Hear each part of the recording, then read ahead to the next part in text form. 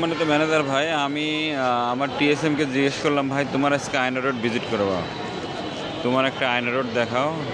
তার আয়না রোডের একটা প্রথম দোকান, এ হচ্ছে দোকানটার সাইজটা অনেক সুন্দর, ঠিক আছে, অনেক সুন্দর। তার প্রোডাক্ট ফুটো আছে এই দোকানে, ওই যে ওই পাশে ফুটো আছে। আমাদের একটা ফ্রিজও আছে, ফ্রিজটা দেখেন কত সুন্দর ফ্রিজটা মার্চেন্ডাইজিং নাম। এই পানি আছে, তারপর হচ্ছে ফ্রুটো আছে, ফ্রুটো আর পানি আছে, আর কোনো প্রোডাক্ট নেই, কোনো মার্চেন্ডাইজ নেই, সুন্দর প্রোডাক্ট। এ হচ্ছে তার আয়না রোড, এ হচ্ছে আয়না রোডের চিত্র।